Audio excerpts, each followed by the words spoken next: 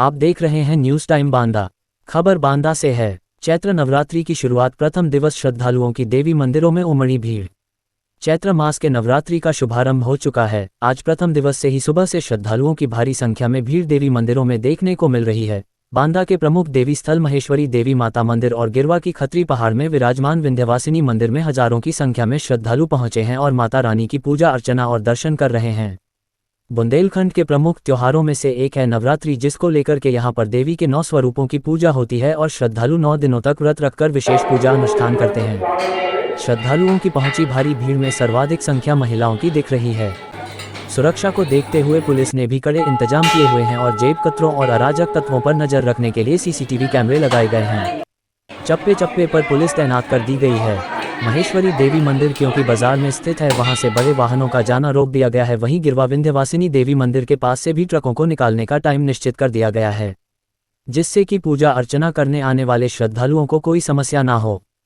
बांदा नगर में 128 मंदिर, मस्जिद, दिवाले शिवालय हैं। जितने सनातनी जाति के लोग यहाँ पर रहते हैं, सनातन धर्म को मानने वाले, वो अपने शादी विवाहों की बधाई देने महेश्वरी देवी आते हैं। वैसे तो बहुत सारे महत्वपूर्ण मंदिर हैं। ये इसका इतिहास ये है कि 1840 में बांदा के चौथे नवाब जुल्फकार बहादुर थे। उन्होंने जामा मस्जिद जो बनी हुई है उसके निर्माण को शुरू किया। उसमें एक कारीगर था, उसका नाम भी महेश्वरी ही था। तो जिस जगह पर ये मंदिर स्थिर है, स्थापित है, ये मिट्टी का बहुत बड़ा टीला था। इसके पीछे एक तालाब भी था।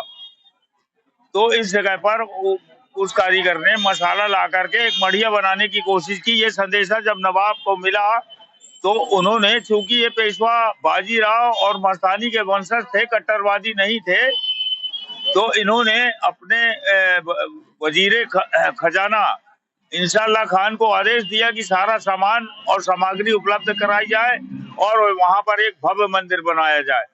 और 1840 में जामा मस्जिद के साथ साथ इस महेश्वरी देवी का निर्माण हुआ और ये नगर का नगर देवता के रूप में स्थापित हुई। शहर के बीच में होने के नाते सारे लोग अपनी बधाइयां देने आ जाने लगे।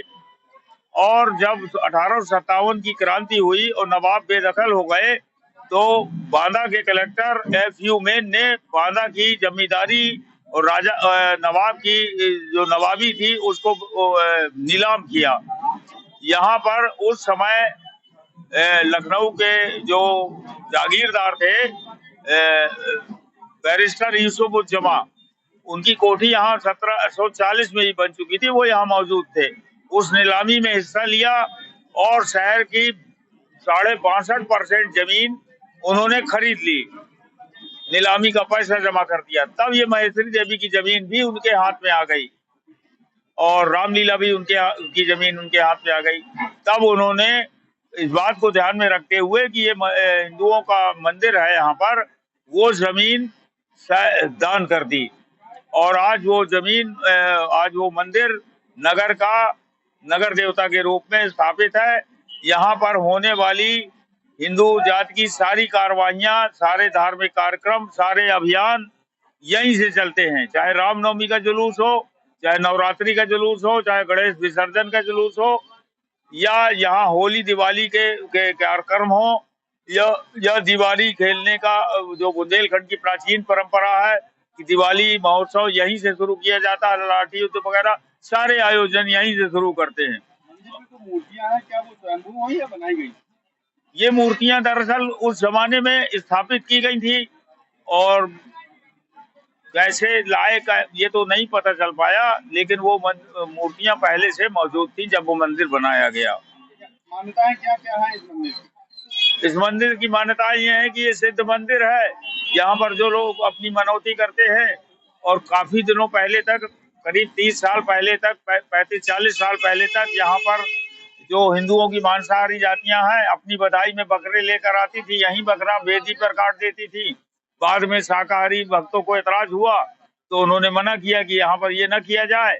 आप भी हिंदू हैं, हम लोग भी हिंदू हैं, तो फिर वो उसको मना कर दिया। तो अब भी जो बहुत सारी जातियां हैं अपने बकरे बधाई में लेकर आती हैं, तो केवल उनका थोड़ा सा कान काट कर वापस ले जाती हैं। और यहाँ पर भव्य मेला लगता है, बड़े बड़े अभियान चलते हैं, जुलूस चलते हैं और महेश्वरी देवी का मंदिर स्थापित है।